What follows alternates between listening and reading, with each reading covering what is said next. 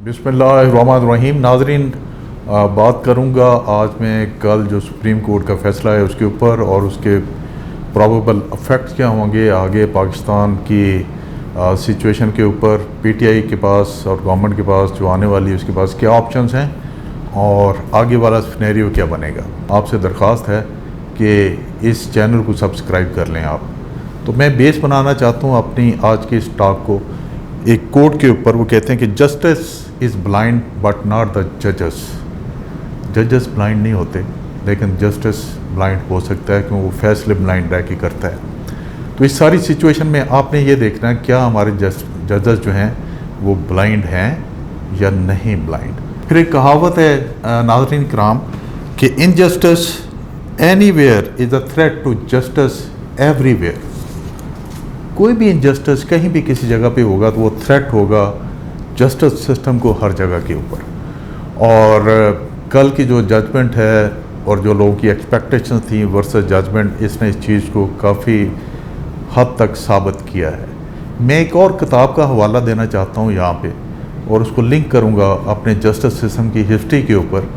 किताब का नाम है judicialization of politics in Pakistan. वारिस हुसैन ने ये किताब लिखी है और इसमें जो मेन थीम है उनका, वो इस किताब में कहते हैं कि hyper active syndrome of supreme court या जजेस या कोर्ट जो है is over ruling the parliamentary law जो है that has become a habit and a culture and Athos in the judicial systems. ये बिल्कुल ठीक कह रहे हैं। ये अभी से नहीं, वो तो कहते हैं कि ये शुरू हुआ है 20th सेंचुरी ऑनवर्ड, लेकिन मैं इसको कहता हूँ कि ये शुरू हुआ है बहुत पहले का। आप देखें कि 1955 में जब मौलवी तमीज़ुद्दीन की दरख्वास्त के ऊपर जो फैसला आया था जस्टिस मुनीर ने दिया था, it was a foundation and basis of our this hyper active syndrome of judiciary, इसके ऊपर by over ruling the laws of the parliament. ये अभी तक चलता आ रहा है। बीच में इसमें कुछ ना कुछ रिपलिंग इफेक्ट्स होते रहे, ऊंच नीच होती रही है, फ्लक्चुएशन आती रही है, बट इन टोटलिटी आज तक ये होता रहा है। लेकिन कल जो हुआ वो शायद तारीख में इसकी नज़ीर नहीं मिलती।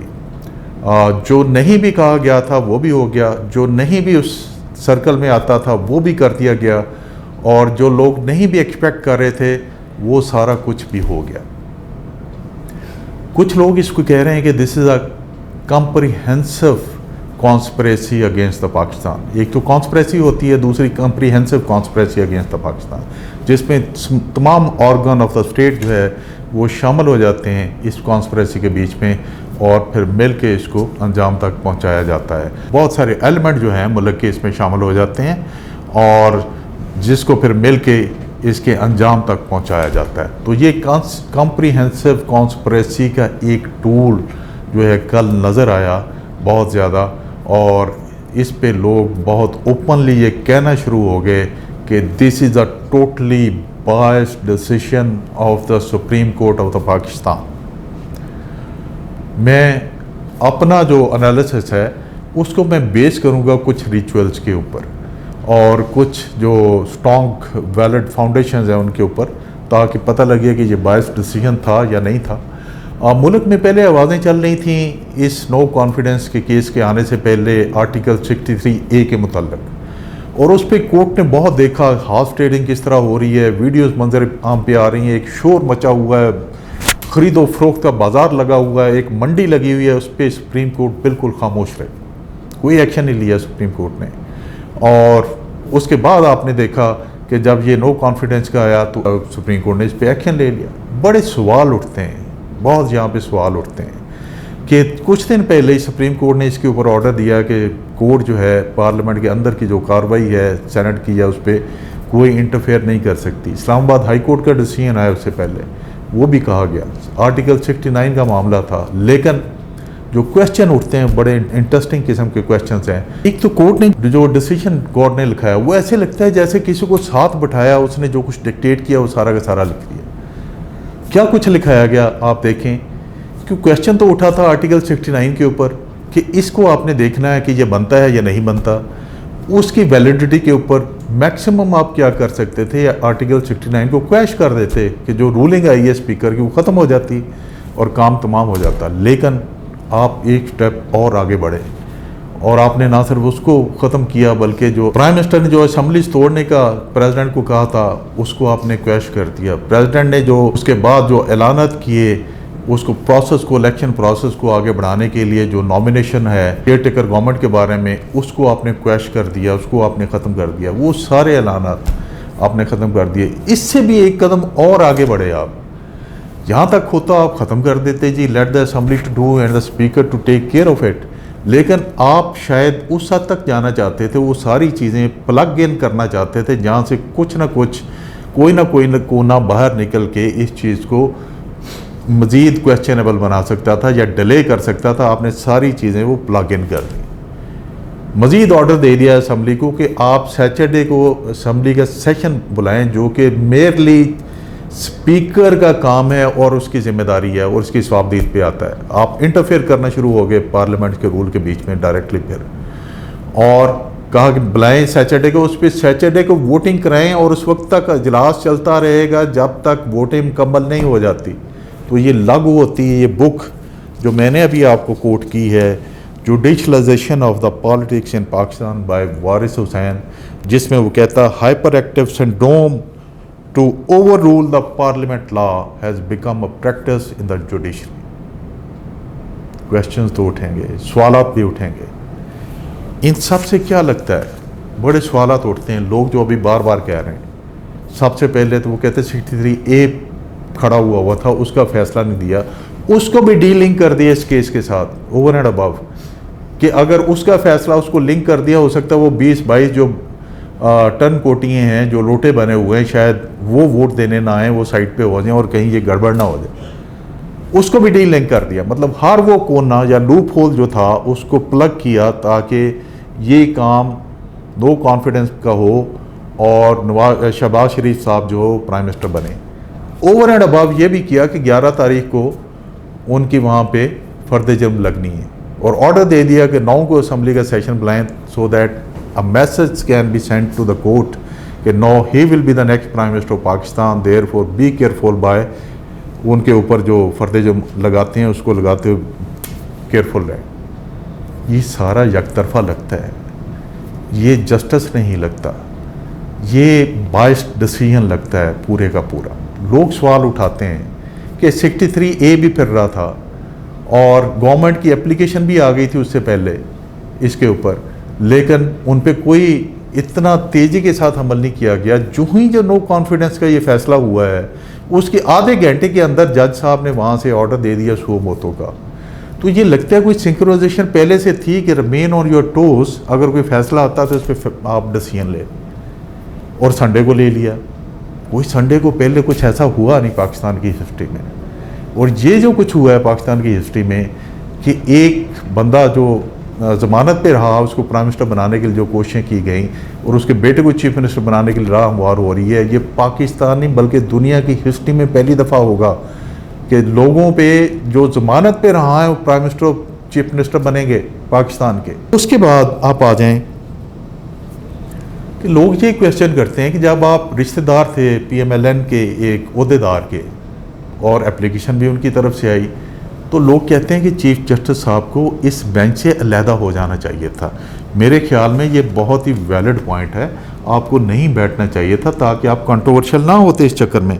शहबाज शरीफ और बिलावल भुट्टो जरदारी को रोस्टम पे बुलाया, उनको सुना आपने, सुन के इमरान खान को या दूसरी पार्टी को मौका नहीं दिया। यहाँ पे फिर एक डिवीजन क्रिएट होगी, कंट्रोवर्सी आ गई, वीडियो सामने आई हैं ये मैरिट टोटल की, ये सिंध हाउस की, उस पर कोई एक्शन नहीं लिया, इस पे ले लिया।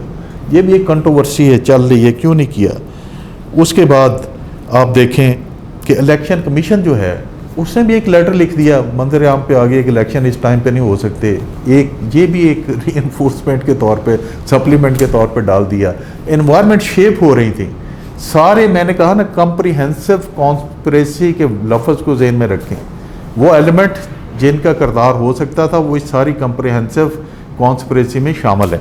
फजल रहमान साहब की जो लैंग्वेज थी, जो उन्होंने थ्रेट दिया कि अगर कोर्ट का फैसला हमारे ख़िलाफ़ आता है तो वो जजों की गंदी जहनीत की वजह से होगा, हम उसके ख़िलाफ़ एहतजाज करेंगे। ये सारी चीज़ों ने मिल के एक एनवायरनमेंट को शेप किया और ये सारा जब आपके कोर्ट के डिसीजन के साथ इसको पढ़ा जाएगा, देखा जाएगा, तो it will be called a totally biased decision against the will end of course the against the constitution and the parliamentary law जो कॉन्स्टिट्यूशन बने हुए उस अगेंस्ट। अभी मैं आता हूँ इस चीज़ के ऊपर कि ये तो हो गया जो होना था, अभी आगे की क्या सिचुएशन होगी।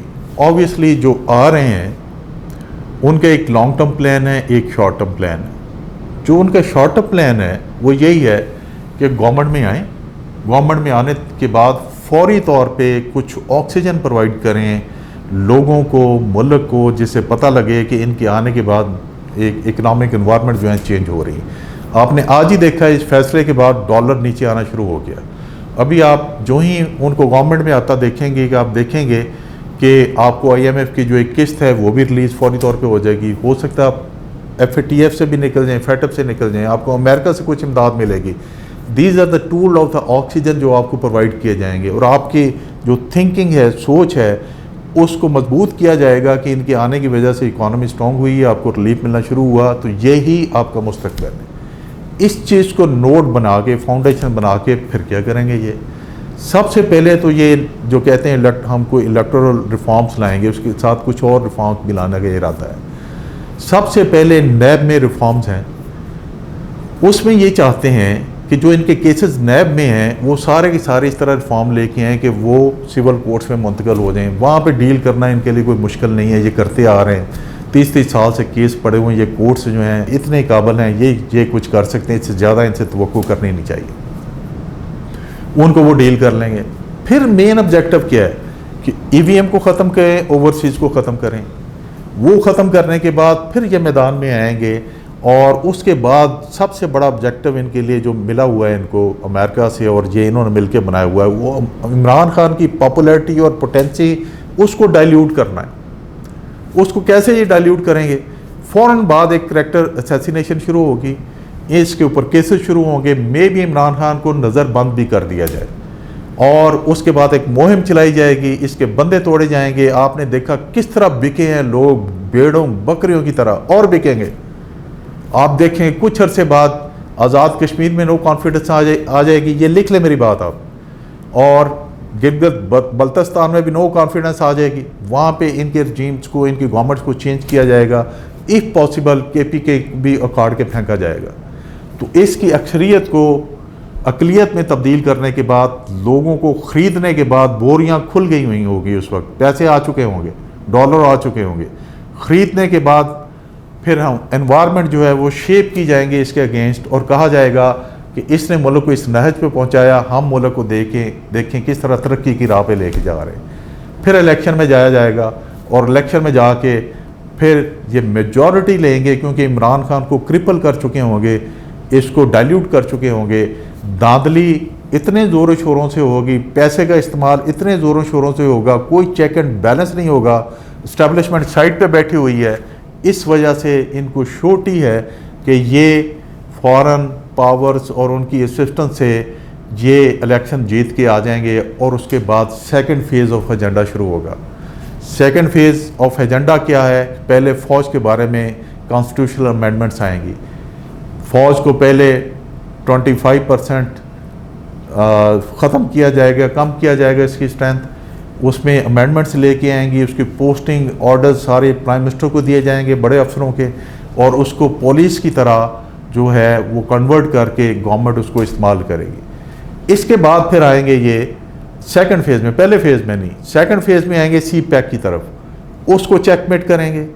उसको चेकमेट करने के बाद चाइना कंटेनमेंट की जो पॉलिसी है उसमें कंट्रीब्यूट करेंगे और उसके बाद इजराइल को तस्लीम करने के लिए इन्वायरमेंट शेप करेंगे। और उसके बाद आपका जो लास्ट इनका काम है उनके साथ मिलके कि जो आपके कर्ज़े इतने बढ़ चुके होंगे, फिर आपको ऑफ़र दी जाएगी और आप झुक जाएंगे उसके आगे, अपने न्यूक्लियर प्रोग्राम को उनके हाथों में दे देंगे, कर्ज़े माफ़ करवाएंगे और माफ़ करवाने के बाद इस मुल्क को यूक्रेन बना देंगे। कल परसों इंडिया के किसी वक्त भी आपके साथ रशिया से बुरा सलूक है। ये फ्यूचर फोरकास्ट आप लिख लें मेरा, ये फ्यूचर फोरकास्ट इस कॉम्प्रिहेंसिव कॉन्स्पिरेसी का ऐसे ही चलेगा और आगे बढ़ेगा। अभी आते हैं कि इमरान खान साहब के पास क्या ऑप्शन है। लोग कहते हैं कि इमरान खान साहब, मैं रेजिग्नेशन कर दें, मैं कहता हूँ it will be a foolish approach by the PTI. अगर आप कर देंगे, वो यही चाहते हैं, आप बाहर होंगे, वो बड़े आराम से कॉन्स्टिट्यूशनल अमेंडमेंट कर लेंगे जो करना चाहते हैं नैब के बारे में, इलेक्शन रिफॉर्म्स के बारे में, और करके इलेक्शन में चले जाएंगे। क्योंकि मोरालिटी तो है ही नहीं है कि रेजिग्नेशन कर दिया, इतने लोग असेंबली में नहीं बैठे हुए, तो मोरालिटी तो है नहीं है। तो इस मोरालिटी का उनसे क्या ताल्लुक बनता है?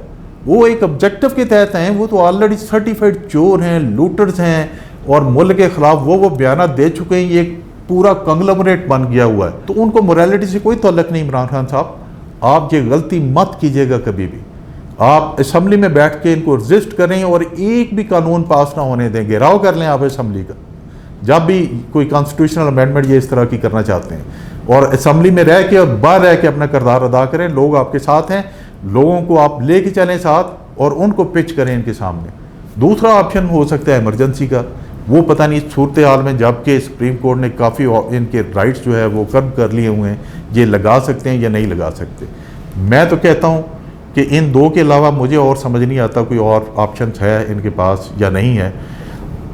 इनके आगे दीवार बने और इनके जो ऑब्जेक्टिव हैं उनको अचीव ना होने दें, यही आपकी सक्सेस है। फौज में कहते हैं कि आपकी नोशन ऑफ विक्ट्री उस वक्त क्राफ्ट होती है अगर आप एनिमी को उसका एम अचीव ना होने दें। So do not allow them to achieve their aim, that is your notion of victory. अच्छा, अभी मैं ये कहता हूँ कि ये सिचुएशन का पाकिस्तान पे क्या अफेक्ट होगा। देखें, जो भी कोई एक्शन अभी नेक्स्ट गवर्नमेंट अगर उनकी बनती है वो करेंगे, इमरान खान और पीटीआई उसके आगे बफर बन के खड़े होंगे। तो मुल्क में एक्शन काउंटर एक्शन एक अनार्की क्रिएट होगी। अनार्की जब क्रिएट होगी तो इस पोलराइजेशन में आपकी इकोनॉमी, आपकी बाकी चीज़ें सारी डिप हो जाएंगी और मुल्क का कोई हाल नहीं होगा। मुल्क के बारे में कोई नहीं सोच रहा, ये अपने पर्सनल मफादात के लिए चल रहे हैं कि भाईजान को बाहर से लेके आना है और जो परमानेंट उनकी नाहली हुई है उसको ख़त्म करवाना है। ये चीज़ों के पीछे लगे हुए हैं कि नैब से बचना है, ये लगे हुए हैं। पाकिस्तान का किसी को कोई नहीं है, ये जितने भी खड़े हुए हैं सामने सर्टिफाइड है सारे के सारे।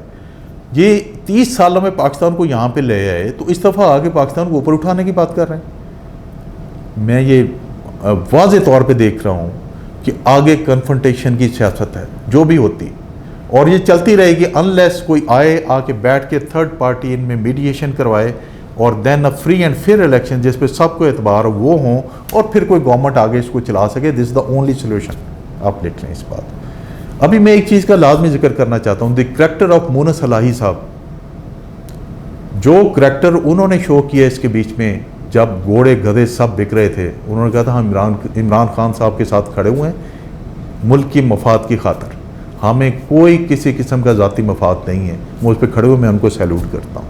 कुछ चीज़ें मैं इमरान खान साहब को भी कहना चाहता हूँ कि अपने आप को एवेलुएट करें, री एवेलुएट करें कि आपने जो गलतियाँ की हैं वो कौन सी थी, उनको लिख लें ताकि उनकी आप मिड कोर्स करेक्शन अभी कर सकें और आइंदा उनको दोहरा ना सकें। आप आइंदा खुदा का वास्ता कभी भी वीक चीफ मिनिस्टर मत लगाएं बुजदार जैसे। वो एक फ़ाइल का हिफाजत नहीं कर सकते, उन्होंने सूबे पंजाब की क्या करनी। और आपके वो ताले आज़मा दोस्त जो आपको मिड कोर्स में छोड़ गए क्योंकि ज़ाती मफाद उनको ज़्यादा अजीज़ थे।